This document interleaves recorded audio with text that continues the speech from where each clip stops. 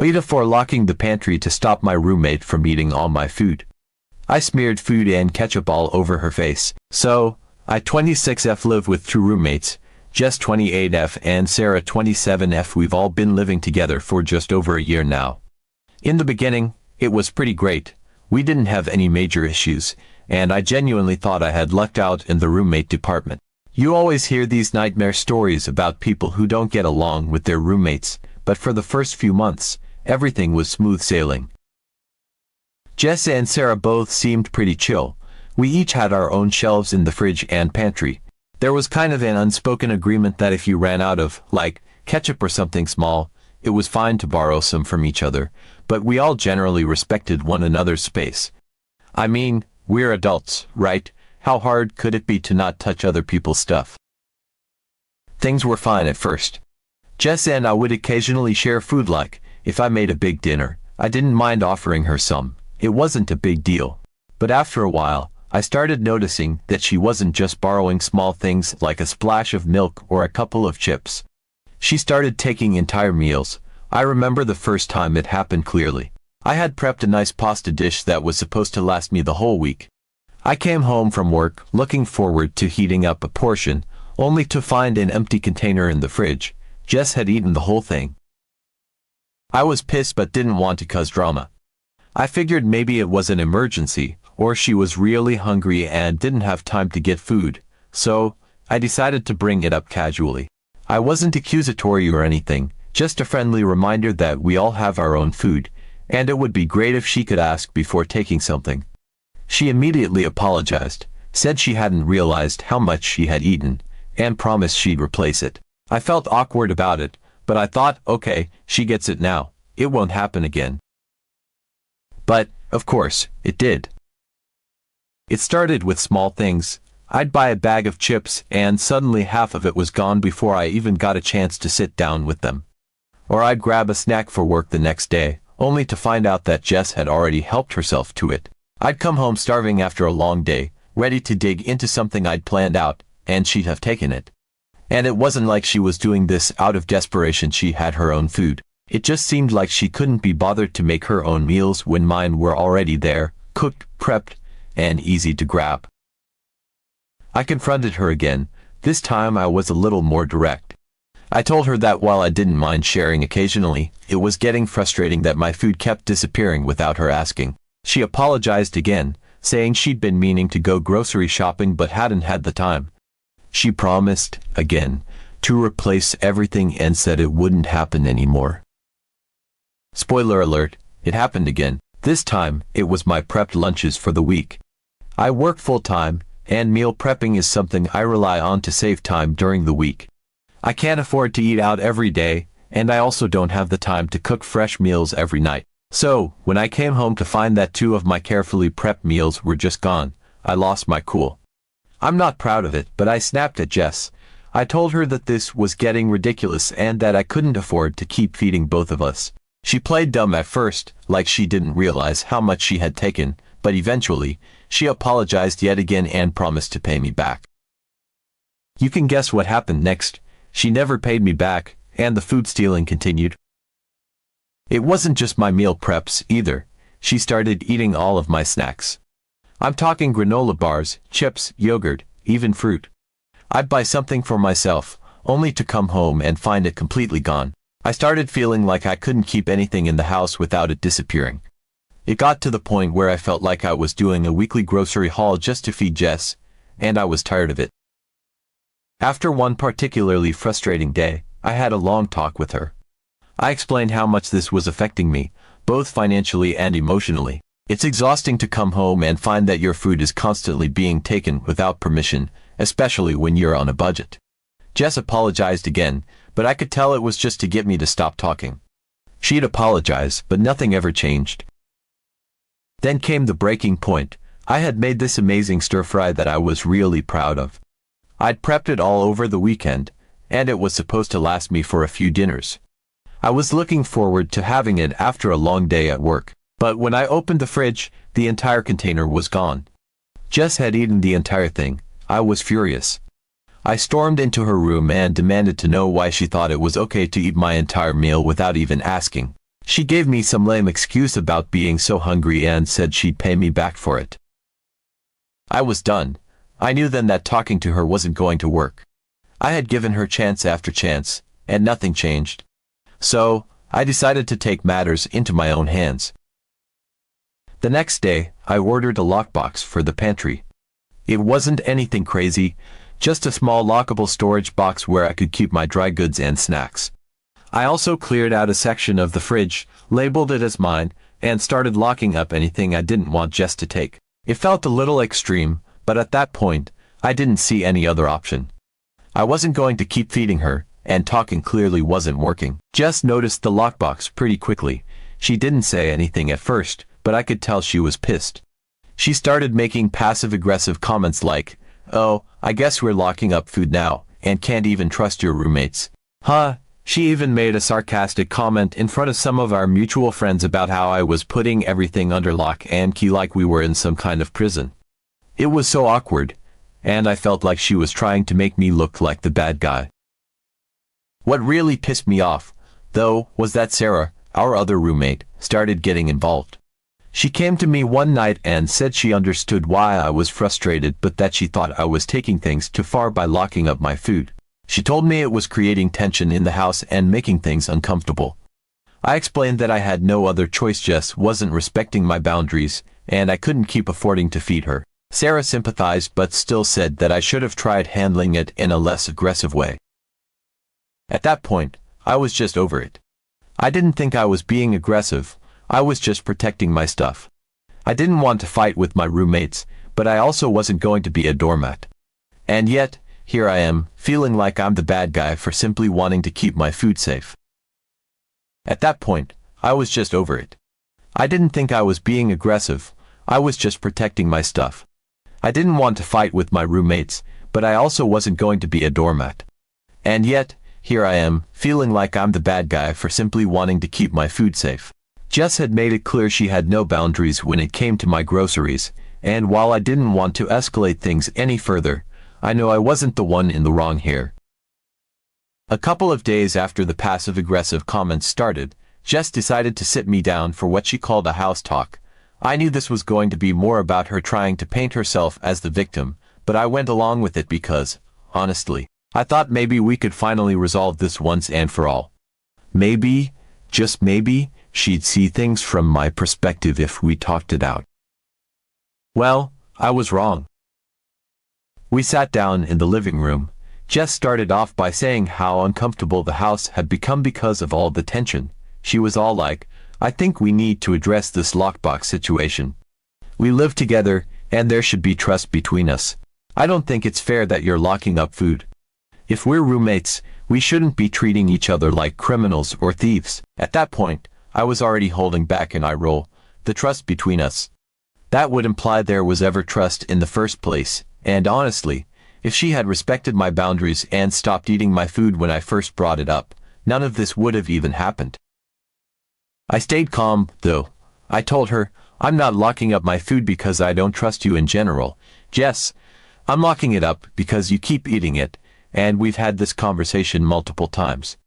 This is the only way I can make sure my groceries are safe." That's when Jess's tone shifted. She got defensive, and I could tell the conversation was about to go sideways. She folded her arms, leaned back, and said, "Well, maybe if you didn't make it so easy, I wouldn't feel the need to eat your stuff. It's not like I don't cook. I just get busy, but seriously, we should trust each other. If you're going to keep locking up your food, I'm going to have to take action." Take action? At that point, I was honestly confused. What was she planning to do? Eat my food even more aggressively, steal the lockbox? I had no idea what taking action meant, but the whole thing was starting to feel ridiculous. So, I told her, "Jess, I don't hide my food from Sarah. I don't hide it from guests. I'm locking it up because you're so lazy you can't even cook for yourself. You think you're entitled to other people's stuff, and I'm done subsidizing your eating habits." She looked absolutely offended, like I had just slapped her across the face. She leaned forward and snapped, "I'm not lazy. I cook. I fried your food before I ate it. Isn't that cooking?" For a moment, I didn't know whether to laugh or be even more pissed. Did she really just say that reheating my meal prep and frying it counted as cooking? I couldn't help myself. I burst out laughing. Like, an actual, full-on laugh because the absurdity of the situation hit me all at once. She seriously thought frying my pre-cooked meal was the same as making something from scratch. Jess did not take my laughter well. She glared at me, and I could tell I had embarrassed her. But honestly, at that point, I didn't care. The whole situation was beyond ridiculous. After the conversation, we went our separate ways, and I figured she'd finally leave me and my food alone. Clearly, I had made my point, or so I thought. The very next day, I came home from work, tired and ready to relax. I had one of those long, draining days where you're just counting down the minutes until you can get home, take off your shoes, and enjoy something good to eat. I headed straight for the pantry where I had stashed my snacks and dry goods in the lockbox. But when I opened the pantry door, I immediately noticed something was off. The lockbox looked different.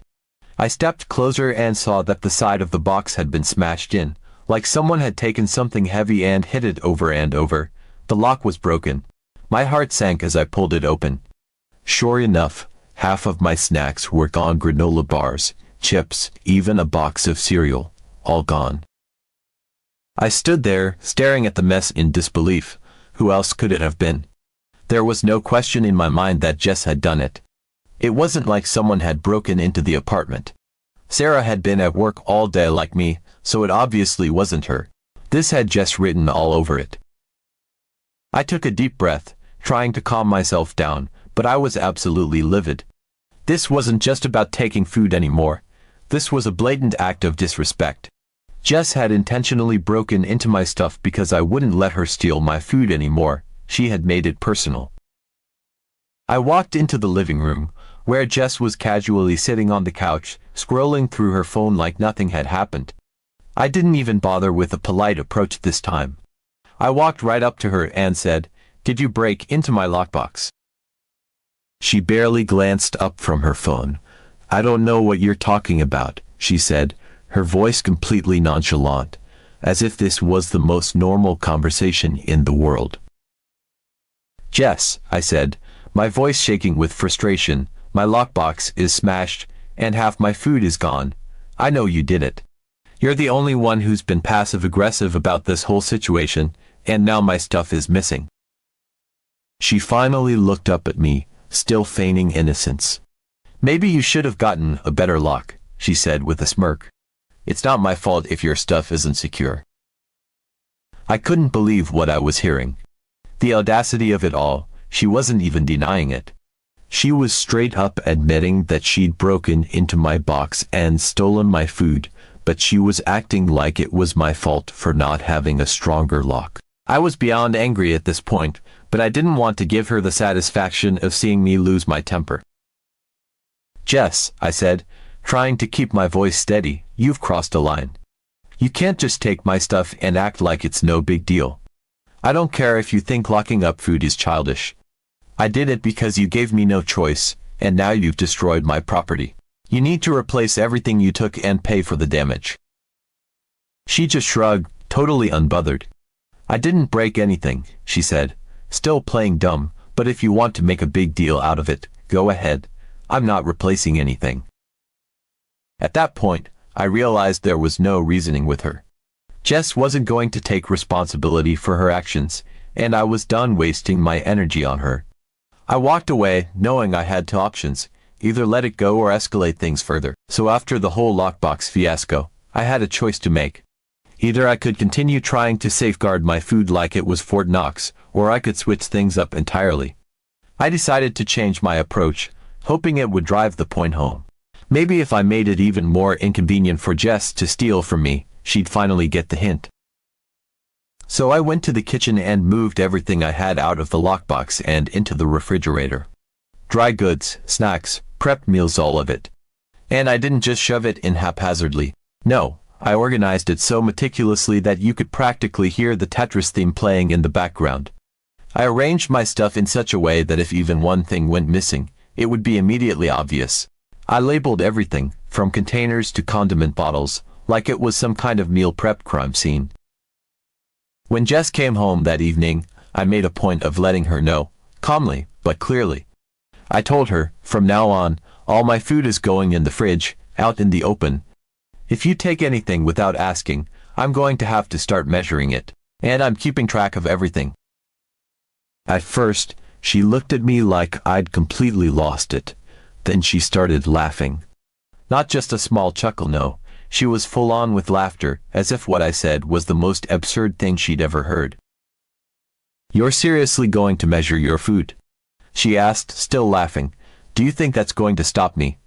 You're just making it easier for me. Now I don't have to break into your stupid box." I just stood there, biting my tongue, because I knew she was trying to bait me into an argument. Jess loved to push buttons, and I wasn't going to give her the satisfaction of seeing me snap. Instead, I just repeated, "I'm measuring everything." Then I turned and went back to my room. I was pissed, though. I could feel the anger boiling up inside me, but I needed to let it cool down. I didn't want to lose my temper and do something rash. But in the back of my mind, I knew this wasn't over, not by a long shot. The next day, I came home from work, tired, hungry, and just wanting to relax. But as soon as I walked through the door, I knew something was off. I could hear someone in the kitchen, and the unmistakable smell of my food hit my nose. I dropped my bag and rushed in to see Jess, sitting at the kitchen table with a plate full of my leftovers. She wasn't even trying to hide it. She looked up at me with a smirk, shoving a forkful of my food into her mouth like she was daring me to say something. "Oh hey," she said, her mouth full, "this is really good. You should have told me you were such a good cook." I was done, absolutely done. My patience was officially at its limit. Without even thinking, I stormed over to her. Jess was too busy enjoying my meal to notice what was about to happen. I grabbed the bowl of food she was eating from, and before she could react, I smeared it all over her face. "What the hell?" Jess yelled, jumping back as I kept pushing the food into her face, the leftover sauce and rice sticking to her skin. She tried to grab the bowl, but I yanked it back before tossing the rest of the contents on her lap. "Are you serious?" she shrieked, wiping food off her face with her sleeve. "Are you out of your mind?" I didn't stop. I went straight for the ketchup bottle. I twisted off the cap, and with Jess still sitting there in shock, I squirted ketchup all over her hair. It dripped down in thick, red globs coating her head like a bad scene from a horror movie. "Do you know how long it takes to fry food?" Jess screamed, flailing her arms to get the ketchup off her face. "I fried this, that's cooking, it takes time." I was beyond reasoning at this point. I squeezed the bottle harder, laughing as ketchup splattered across her shirt and onto the table. "Cooking? You mean my food that you stole again?" I said between bursts of laughter. "Oh, yeah, Jess. It must have been so hard to heat up something that I already made." Jess was scrambling now, trying to push past me, but I wasn't done. I grabbed another handful of the food that was still left in the bowl and smeared it right into her face again. It was messy, it was chaotic, and it was oddly satisfying. "You owe me $1,000, I said, still laughing. "You've eaten how many of my groceries?" "Yeah, I'm adding it up. Every meal you stole, every snack you never replaced. It's adding up, Jess, and I want my money back." $1,000? Are you crazy?" Jess shouted, standing up, her hair a sticky mess of ketchup and food. "I'm not paying you anything, you're insane." "Oh, you're going to pay me," I said, dead serious now. "One way or another, you're going to make this right. If you don't, I'm going to keep track of everything, and I'll take this up with the landlord. Or maybe even small claims court. Either way, you're paying." Jess stood there, still wiping food from her face and hair, glaring at me like she wanted to throw something at me. But she didn't. She knew she was in the wrong, and no matter how much she tried to twist things, she couldn't get out of this one. Not this time. "You're crazy," she muttered, backing away. "I'm not paying for your groceries." I crossed my arms and stood my ground. "We'll see about that." And with that, Jess stormed off to her room, slamming the door behind her. I stood in the kitchen, still feeling the rush of adrenaline, surrounded by the mess I had just made. Part of me was shocked at how far things had escalated, but another part of me felt satisfied. In the days that followed, I noticed an immediate shift. My food, it wasn't disappearing anymore. No snacks mysteriously vanished. No more missing prep meals or last-minute runs to the store because something I was planning to eat had somehow ended up in Jess's stomach. It was quiet, almost too quiet, but for once, it felt like I could open the fridge without worrying that half my groceries were going to be gone.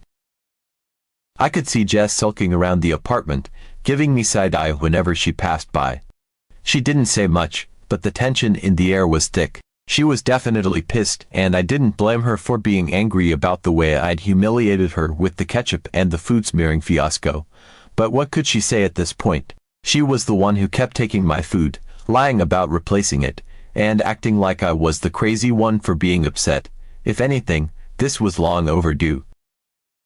One afternoon, about a week later, I decided it was time to bring up the one thing Jess hadn't addressed yet, the money. I had made it clear that she owed me for all the groceries she had taken without permission, and I wasn't about to let her off the hook. I had given her time to cool off, but enough was enough. I knocked on Jess's door, and when she didn't answer, I pushed it open a little and called out, "Hey, Jess. We need to talk about something." There was a beat of silence before I heard her sigh, and she begrudgingly muttered, "What now?"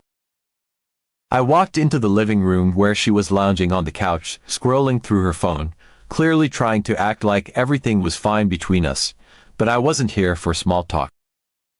"So," I started, crossing my arms, "it's been a week. You've stopped taking my food, which is great, but we still have some unfinished business." Jess barely looked up from her phone, her face a mixture of annoyance and indifference. I could already tell this conversation wasn't going to be easy. "Unfinished business," she repeated, finally glancing up at me. "What are you talking about?" "The groceries, Jess," I said, trying to keep my tone calm but firm. "You owe me for everything you took without asking. I'm not letting this go. I've calculated it all, and you owe me $1,000. At this, Jess's expression changed. She sat up a little straighter, giving me an incredulous look. $1,000. She scoffed, putting her phone down. "Are you serious? What groceries are worth $1,000? You're exaggerating." I could feel my patience starting to wear thin again, but I took a deep breath. "You've been taking my food for months, Jess. It adds up. And you never replaced anything. We both know it." She rolled her eyes, crossing her arms defensively. "Okay, but 1,000. That's ridiculous." I stared at her for a moment, feeling the frustration bubble back up. Clearly, she still wasn't taking me seriously. I glanced at the kitchen counter where the ketchup bottle was still sitting, remnants of our last confrontation. And then, almost without thinking, I reached for the bottle. Jess's eyes widened as soon as she saw me pick it up. "What are you doing?" she asked, her voice suddenly more alert, more nervous. I held up the bottle, pointing it in her direction, not squeezing it yet but just making sure she understood I wasn't playing around. "You know what groceries, Jess. Don't pretend like you don't. I've given you enough time. If you don't want to pay up, we can settle this another way. I'm sure the landlord would love to hear about this." Her face twisted in a mixture of panic and anger. That's it," she blurted, standing up from the couch and throwing her hands in the air. "Fine, don't worry, I'll pay you. Just put the ketchup down, all right?" I couldn't help but smirk a little, lowering the bottle, but still holding onto it for good measure. Jess was clearly rattled. She wiped her hands down her jeans, as if trying to calm herself, before muttering, "I'll figure it out. I'll pay you back, just chill." "Good," I replied, my voice calm and steady. "Because if I have to keep having this conversation, things are going to get a lot more uncomfortable around here." Jess gave me a tight-lipped nod, still looking a little shaken but clearly not willing to test me any further. I turned and walked back to my room, satisfied that, for once, Jess seemed to actually take me seriously. Maybe I did overreact, but at the same time, I don't think it's too much to ask for my roommates to respect what's mine.